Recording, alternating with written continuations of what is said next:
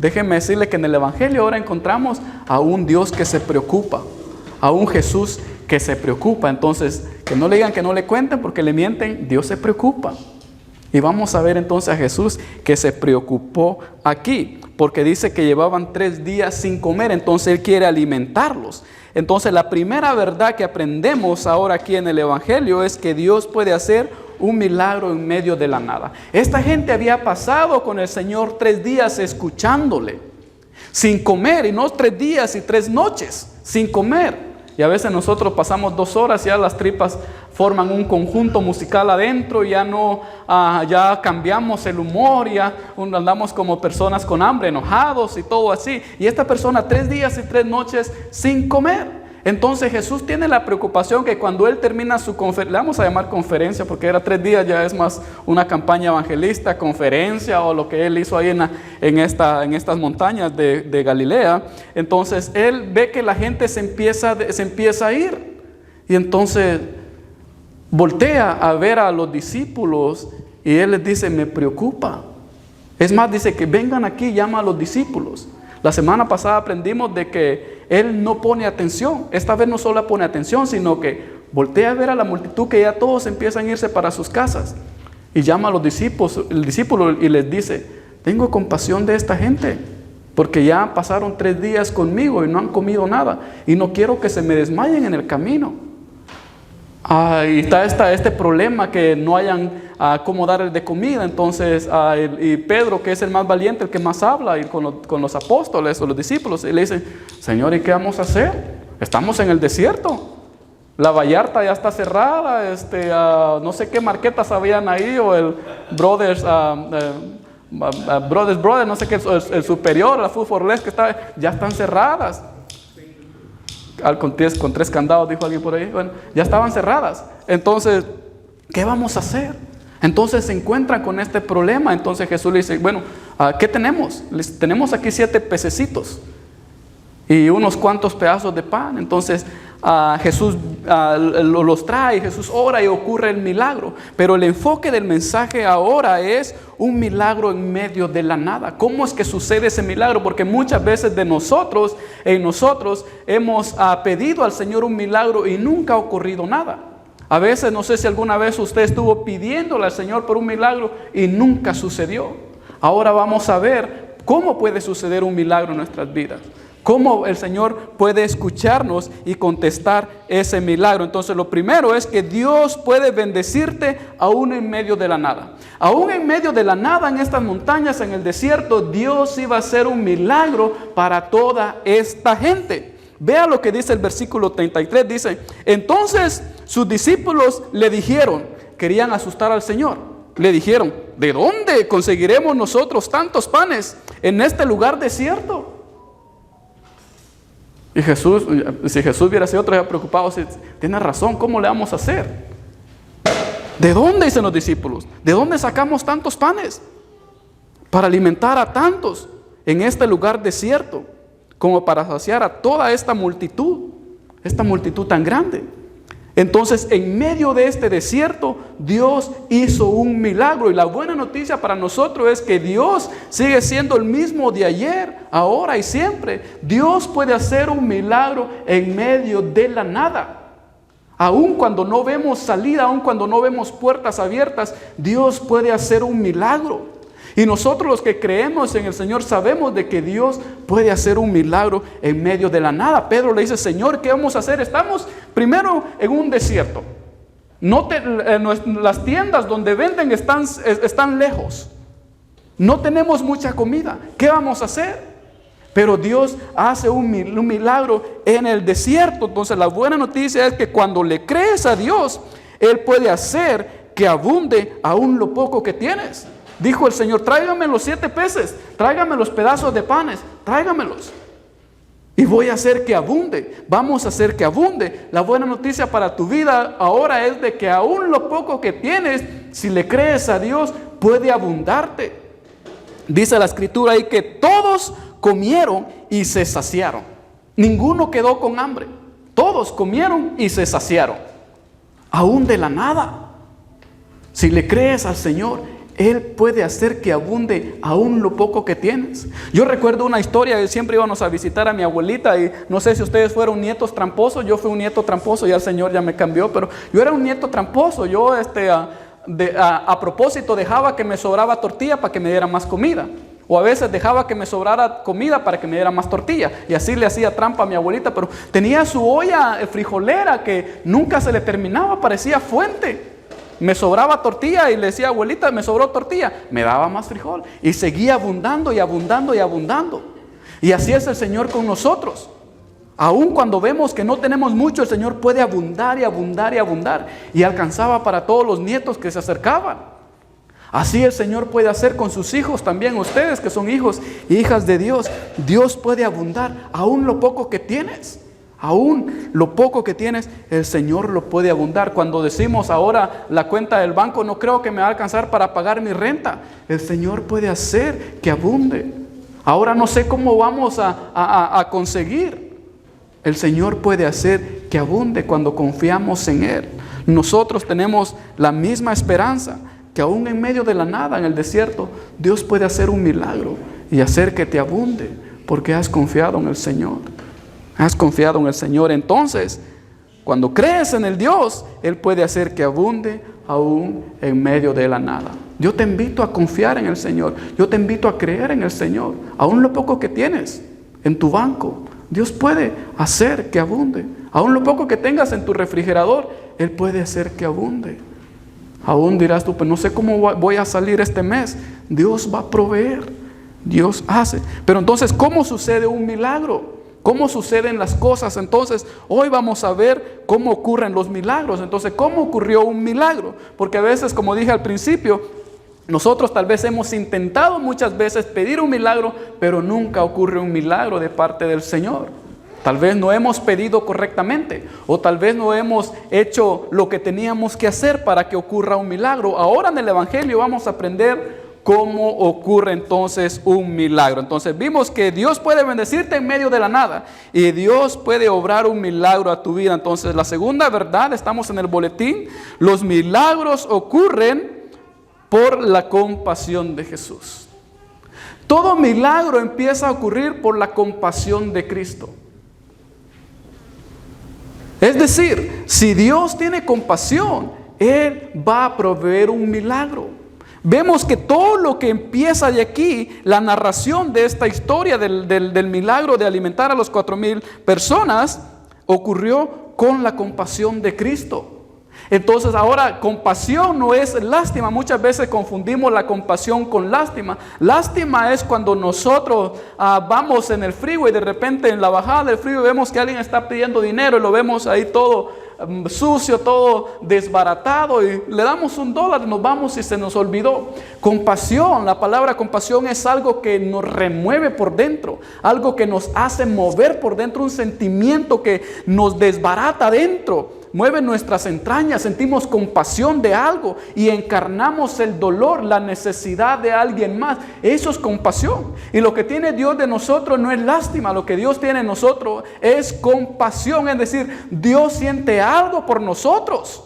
Dios siente compasión, no es que, ay, tengo lástima de esta persona enferma aquí, no, Él tiene compasión, siente algo y ese sentir lo lleva a contestar nuestras oraciones. Ese sentir de Dios por nosotros lo lleva a hacer un milagro a favor de nosotros, pero todo empieza con la compasión del Señor hacia nosotros. Vea lo que dice el versículo 32, dice, Jesús llamó a sus discípulos y les dijo, tengo compasión de la multitud. Ahí empezó todo. Tengo compasión, siento algo por ustedes, siento algo por ellos. Y yo me imagino esta multitud, ya Jesús terminó los 3 días de enseñanza y la gente empieza a retirarse. Y Jesús siente esa compasión de cómo se van a ir sin alimentarlos. Pasaron esos 3 días aquí conmigo, ahora cómo los voy a dejar, los voy a dejar ir. Siente esa compasión, quiero hacer algo por ellos. Entonces empieza con la compasión de Cristo. Dice, llamó a sus discípulos y les dijo, tengo compasión de la multitud. Quiero decirte, hermano y hermano, que Dios tiene compasión también de ti. Siente eso que tú estás sintiendo. Encarna ese dolor que tú estás sintiendo. Tiene compasión de ti. Ahora, ¿cómo entonces si el milagro empieza a través de la compasión? ¿Cómo yo puedo atraer la compasión de Cristo? ¿Cómo yo puedo hacer que Dios tenga compasión de mí? Si un milagro ocurre y tiene que haber compasión, ¿cómo yo atraigo? ¿Cómo yo logro que Dios tenga compasión de mí? Bueno, vamos a ver las verdades que nos enseñan las Escrituras aquí. Primero, dedica tiempo para estar en la presencia del Señor. ¿Quieres que Dios tenga compasión de ti? Dedica tiempo para estar en la presencia del Señor, para buscar del Señor. Dedica tiempo. Vea el motivo por qué Jesús tuvo compasión. Dice, Jesús llamó a sus discípulos y dijo, tengo compasión de la multitud. ¿Por qué? ¿Por qué tuvo compasión? Porque ya hace 3 días que permanecen conmigo. Esta es la gran verdad. La compasión de Cristo vino porque esta gente había pasado 3 días con ellos. Dice, tengo compasión de ellos porque ya hace 3 días que permanecen conmigo. Ahí empieza todo. En esa permanencia con Cristo, en esa permanencia con Él, habían permanecido con Él. ¿Quieres que Dios sienta esa compasión por ti? Aquí está la clave. ¿Cuánto buscas tú al Señor? ¿Cuánto tiempo le dedicas al Señor? ¿En dónde pasas? Y ahora voy a predicar aquí porque se me asustan cuando empiezo yo a predicar en lo que no me importa. Entonces, ¿cuánto tiempo buscamos nosotros al Señor? ¿Cuánto tiempo le apartamos a nuestro Dios? ¿Dónde dedicamos la mayoría de tiempo? ¿O dónde lo invertimos? ¿Lo invertimos al Señor? ¿O lo invertimos en otras cosas? ¿Lo invertimos en las rancheras? ¿Lo invertimos en alabanzas? ¿Lo invertimos en oración? ¿O lo invertimos en las novelas? Y ahora recuerda que estoy predicando aquí en la cámara. ¿O lo invertimos? ¿En dónde invertimos nosotros nuestro tiempo? Porque yo no puedo venir y exigirle al Señor que tenga compasión de mí y haga un milagro cuando todo el resto de mi vida yo he pasado en otro lado y no he pasado buscando al Señor o estando. Note que ahí dice que permanecieron ¿con quién? Conmigo. Es que hermanos y hermanos, algo sucede cuando nosotros permanecemos o buscamos la presencia del Señor. Algo pasa. Algo pasa cuando usted comparte con alguien. Algo tiene que suceder. Cuando usted empieza a compartir con alguien más, ese compartir con ellos empieza a formar unos lazos de amor, como dice el salmista. Empieza a formar una amistad, empieza a formar algo y empieza a crecer algo. El pastor no se va por la aplicación, va a ir a otro evento. Pastor muy, muy querido aquí en la iglesia. Gracias por haber venido. Pastor, uno de mis mentores. Entonces, después vamos a tomar un cafecito. Él siempre me invita a los cafés. Entonces, algo sucede. Algo sucede. Entonces, vuelvan aquí otra vez. Algo sucede cuando nosotros empezamos a formar una relación con alguien. Empezamos a pasar tiempo con alguien más. Los hombres saben y las mujeres saben de que cuando usted pasa más tiempo con una mujer, esa mujer se va a empezar a enamorar de usted. La mujer se enamora por el tiempo, porque pasa tiempo, cuando le dedican tiempo, porque ahí algo sucede.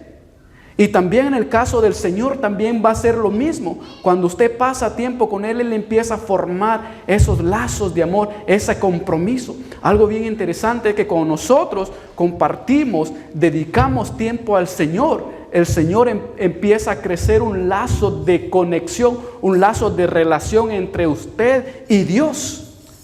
No es lo mismo que usted atienda bien a un desconocido, a que atienda a un conocido, alguien con el que ha compartido. Porque cuando usted forma ese lazo de amistad, empieza a crecer un compromiso, empieza a crecer una responsabilidad. Y usted entonces empieza a sentirse responsable cuando el otro está pasando necesidad. Lo mismo es con Dios. Dios se siente responsable y se preocupa por la multitud. ¿Por qué? Porque esta multitud había pasado 3 días y 3 noches con Él. Él los vio el primer día. Los vio en la noche, tal vez acostarse. Sí, también los escuchó roncar. Los vio todos ahí amontonaditos en una piedra, debajo de un árbol. Los vio el Señor ahí. Empezó a nacer ese amor, más esos lazos de amor con la gente. Los vio el segundo día, los vio levantarse, ir a estar pendientes para volver a escuchar al Señor el segundo día. Los volvió a ver en la noche, los volvió a ver el segundo día y los vuelve a ver el tercer día. ¿No crece amor ahí? ¿No crece una responsabilidad? Y eso sucede cuando nosotros buscamos la presencia del Señor, cuando nosotros compartimos y invertimos tiempo para estar con el Señor. Empieza a crecer esa responsabilidad en el Señor y entonces el Señor empieza a preocuparse.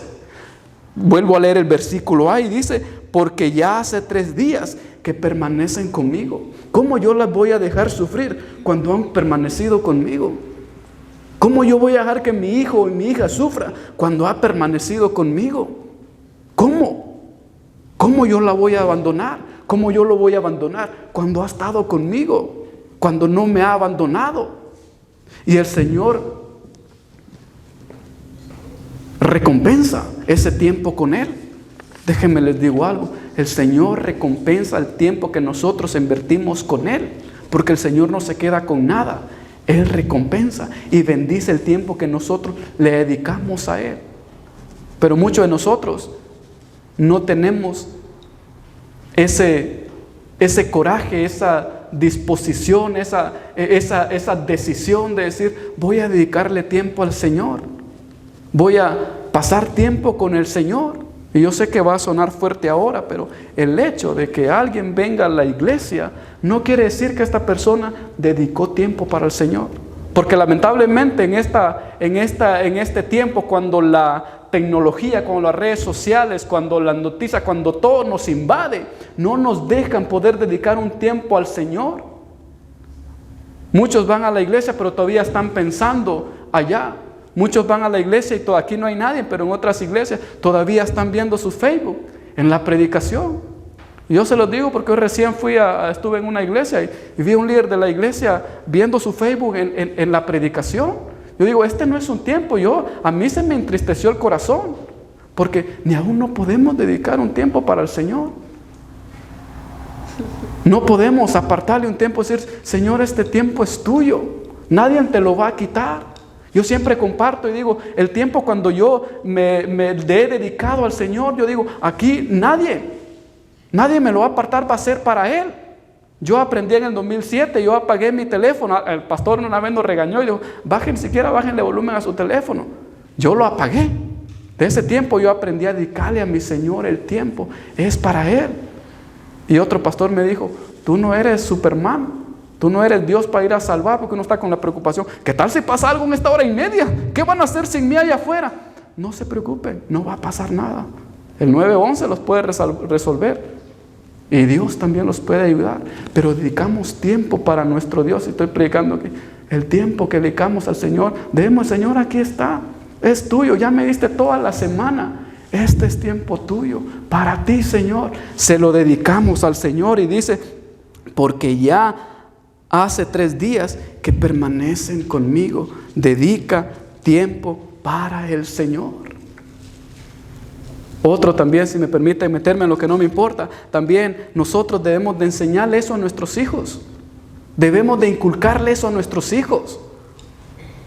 Lamentablemente estamos en un tiempo donde nuestros hijos están abandonando la fe. Y gracias a Dios por el pueblo hispano que todavía trae a sus hijos a la iglesia. Pero uno de los problemas que tuvo el pueblo americano, y sobre todo las iglesias tradicionales como las iglesias metodistas, presbiterianas y episcopales y las bautistas no reformadas, fue que dijeron: bueno, nuestros hijos tienen la libertad de que escojan lo que ellos quieran escoger. Bueno, escogieron nunca venir a la iglesia. Por eso que muchas iglesias están siendo abandonadas. ¿Por qué esta iglesia se cerró en el 2007? Porque ya no había. Cuando yo a veces voy a las iglesias americanas, ¿saben de qué edad es el más joven? 65, 68 es la persona más joven en la iglesia. Y de ahí todos están de 80 y 90, ya para retirarse. Y yo doy gracias a Dios por el pueblo hispano que aún trae a sus hijos, pero yo los motivo a que los enseñemos a que también dediquen tiempo para Dios, A que digan, mi hijo, esta hora y media es para nuestro Dios. Les enseñamos el respeto en la iglesia. Pero lamentablemente hay iglesias donde los papás están adorando, o ni siquiera otros no están adorando. ¿Y qué están viendo sus hijos? Que papá y mamá no están adorando. A mí me parte el corazón ver eso, porque me preocupa la nueva generación que va a venir. A veces los papás adorando y los hijos en una tablet. Primero es falta de respeto a nuestro Dios, a quien está hablando. Este tiempo es para mi Señor. Yo no sé qué tan difícil es criar hijos y no sé cómo me va a ir a mí, por eso casi no me gusta meterme aquí, porque no quiero pagar nada después. Pero debemos de enseñarle, mi hijo, este es tiempo para nuestro Dios, es de mi Dios. Dediquémoselo a Él y lo vamos acostumbrando. Vamos a volver, ahora nosotros aquí ya les regañé a los de la cámara. Entonces, dedica tiempo para estar en la presencia del Señor. Entonces, cuando tú dedicas tiempo para estar en la presencia del Señor, el Señor empieza a formar lazos contigo. Y entonces se va a preocupar por ti. Vea lo que dice la siguiente parte del versículo. Cuando hay una necesidad, cuando Él ve tu necesidad y Dios ve la necesidad. En esta ocasión lo interesante de este milagro aquí es de que la gente no pidió nada. Usualmente nosotros vemos cuando Jesús anda haciendo su ministerio que la gente le grita, Señor Jesús, ten misericordia de mí, ten compasión de mí. En esta ocasión nadie de los que estaba ahí pidió algo. Todos ya iban contentos, pasaron en la presencia del Señor 3 días, ya nos vamos para la casa, suficiente con estar en la presencia del Señor, se van para sus casas. Quien tuvo compasión y quien quiso hacerle su milagro fue Jesús. No tuvieron que pedir. ¿Por qué? Porque Jesús ya los conocía. Él mismo vio la necesidad. ¿Por qué? Porque estamos nosotros en conexión con Él. Estamos en esa relación con Él y se crece esa relación y entonces Él siente esa necesidad. Y por eso, aunque ellos no pidieron nada, ya iban para sus casas. Iban felices y contentos. Ya a sus casitas, yo me imagino a las mamás ahí con 4 chilpayates, es la palabra que se me vino ahorita, no sé cómo dicen en su pueblo, 4 niños ahí para sus casas. Allá te vamos a hacer ahora digo que tengo que usar el idioma venezolano, allá te hago una arepa y allá se me olvidó la otra palabra, pero a las pupusas, allá te hago una. Y todos iban felices. De repente Jesús les dice, no se vayan, regresen. Yo sé que no me pidieron nada, pero los voy a bendecir. Yo sé que ni siquiera tuvieron intención de pedirme de comer, pero los voy a mandar bien alimentados. Y le dice a sus discípulos, llámenlos. Y toda la gente empieza a regresar. Y entonces cuando Jesús hace el milagro, pero todo ocurre cuando la gente pasa tiempo con el Señor. ¿Quieres que el Señor se remueva por ti por dentro? Dedica más tiempo para Él. Dice, porque ya hace 3 días que permanecen conmigo y no tienen que comer. No quiero despedirlos en ayunas, no sea que se desmayen. A mí me encanta este versículo y vaya ahí conmigo y vea lo que dice. No tienen que comer. Yo estoy viendo su necesidad. Y no quiero despedirlos no te haga un Jesús preocupado aquí. Si Jesús me dice eso, yo volteo y le digo, Señor, gracias por preocuparte por mí. Es que este versículo es poderoso. Dice, no quiero despedirlos en ayunas. Me duele que se vayan sonando las tripas para sus casas. No sea que se me desmaye uno de ellos. Está preocupado que alguien se desmaye o se tropiece ahí, se lastime aún su dedo más pequeño del pie. Porque algo había pasado con él. A otros después les dice, ustedes me siguen porque quieren que les dé de comer. A ellos no. ¿Por qué? La diferencia es que estos habían pasado tiempo con el Señor. Y ese tiempo que pasan juntos hace que crezca ese amor por ellos. Y empieza la preocupación de Cristo. ¿Quieres que Cristo se preocupe por ti? ¿Quieres preocupar? Yo sé que a veces decimos, no preocupemos a nadie. ¿Quieren preocupar a Dios? ¿Quieren asustarlo? Decir, wow, estoy bien preocupado. ¿Quieren darle esa preocupación a Dios? Lo van a hacer cuando dediquemos tiempo para el Señor. Cuando busquemos pasar tiempo en la presencia del Señor. ¿Por qué?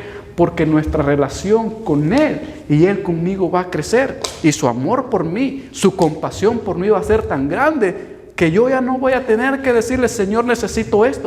O el Señor hace esto, porque voy a estar en comunión con Él. Y Él se va a dar cuenta. Y cuando yo menos los espere, ahí va a estar un milagro. Cuando yo menos los espere, Él va a responder, aún sin que se lo pidamos, porque Él ya conoce. Antes de que la petición salga a nuestros labios, Él ya la conoce. Yo los invito ahora a dedicar tiempo para el Señor, pero un tiempo de calidad. Yo a veces, siendo honestos aún como pastor, a veces me cuesta concentrarme, pero cuando mi mente se está yendo, yo la regreso otra vez. Y intencionalmente hago que ese tiempo que yo voy a dedicar a alguien más o aquí sea para el Señor. Digo, hoy se lo voy a dedicar y mi mente se quiere ir ya para ver qué publicaron allá mis amigos en el Facebook. Y regreso otra vez aquí. Pero ¿qué tal allá? Regreso otra vez aquí. Intencional. Dedica tiempo intencionalmente para el Señor. ¿Cómo dedicar tiempo para el Señor? Aquí viniendo a la iglesia, viniendo a los estudios los jueves, escuchando alabanzas, escuchando predicaciones en la casa, orando, tomando un tiempo para orar en la casa. Y no tenemos que ser unos grandes oradores, simplemente hablar con el Señor en oración. Amén.